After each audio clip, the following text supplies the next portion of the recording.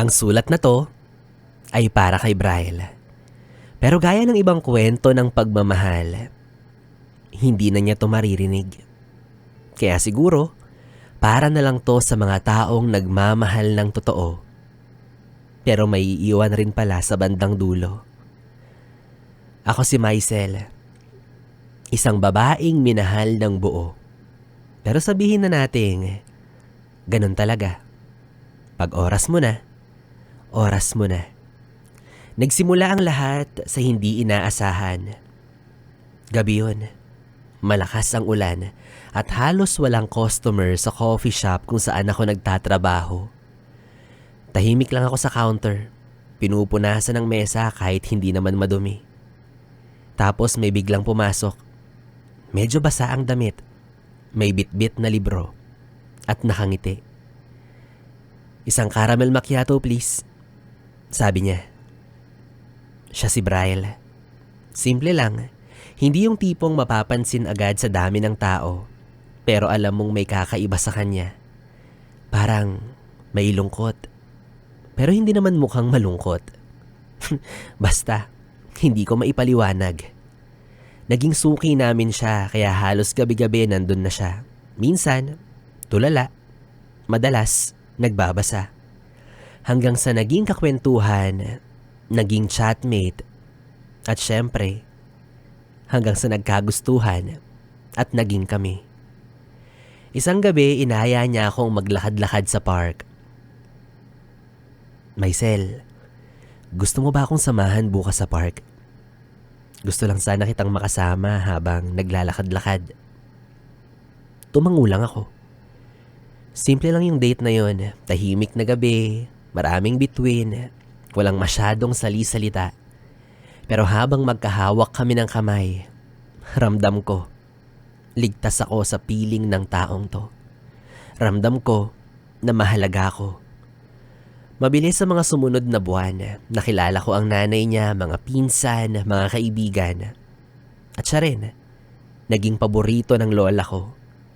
Parang lahat ng kulang sa buhay ko, pinunan niya. Naging mundo ko si Brian. At ramdam ko na ako rin ang mundo niya. Madalas niyang sabihin na, "Babe, hindi ko maipapangako sa'yo ang panghabang buhay. Pero habang nandito ako, akin ka lang, sa'yo lang ako." Tatawa lang ako at sasagot ng, "Okay na ako sa ganito. Basta, huwag kang magbabago, babe." At ayun, hanggang sa nauwi sa halikan. May nangyari sa amin ni Brian. Pero sabi nga nila, kahit gaano kakasaya, darating din ang oras na susubukan ka. Nagsimula sa simpleng pagkahilo, akala ko stress lang. Pero sunod-sunod ang pagsusuka, pagkahimatay, at walang ganang kumain. Sinamahan ako ng kaibigan ko sa klinik. At doon ko nalaman ang katotohanan. Buntis ako. Mixed emotions ang naramdaman ko. Masaya, kinakabahan, natatakot, pero sa puso ko, alam kong matutuwa si Brian.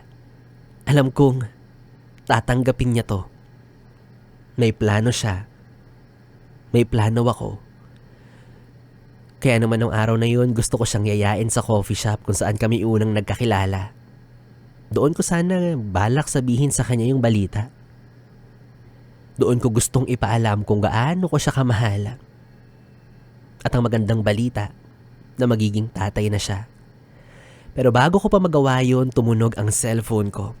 Isang hindi pamilyar na boses ang nasa kabilang linya. "Hello? Isa po ba kayong kapamilya ni Mr. Brian?" Sumagot ako ng oo. At doon niya sinabi ang nakakapanlumong balita. "Miss, naaksidente po siya. Nasa ospital na. Kritikal ang kalagayan." Tumakbo ako sa kalsada kahit napakalakas ng ulan. Bawat hakbang dasal ang baon ko, "Lord, wag muna. Hindi niya pa alam. Hindi pa ako handa." Pagdating ko sa ospital, nakahiga siya. Maraming tubo. Mukhang natutulog.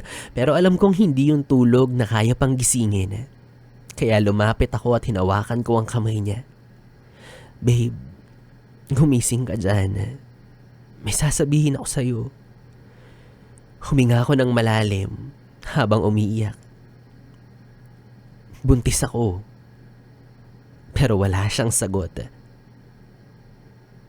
Gumalaw lang ang mga daliri niya. Iniisip kong natuwa siya. Pero wala ring himala na nangyari. Pagkalipas ng ilang oras, tuluyan na siyang sumuko. Hindi ko alam kung paano ako babangon nun. Paano nga ba makakarao sa isang kalagayan kung yung dahilan ng lakas mo at ang ama ng magiging anak mo ay iniwan na kayo? Araw-araw akong umiiyak. Araw-araw kong kinakausap yung bata sa sinapupunan ko. Anak, sorry. Hindi mo na siya makikilala. Pero nandito si Mami. Mahal na mahal ka. Bawat galaw mo sa tiyan ko, anak, ramdam na ramdam ko si Daddy mo. Bawat sipa mo parang paalala niya na, Mami, nandito lang ako sa'yo. Isang araw, binisita ako ng nanay ni Braila. May dalang lumang libro. Yung palaging bitbit niya noon. At sa loob nito, may sulat. Kung balang araw mawala ako, gusto kong malaman mong mahal na mahal kita. At sana, kung may dumating na bago, hayaan mong mahalin ka rin niya. Pero wag mong kalilimutan na mahal kita. Sobrang sakit. Hanggang ngayon iniisip ko pa rin. Paano kaya kung nasabi ko agad? Paano kaya kung nandito pa siya? Paano kaya kung nalaman niya ang totoo na magiging tatay na siya? Baka sakali lumaban pa siya. Baka hindi siya sumuko.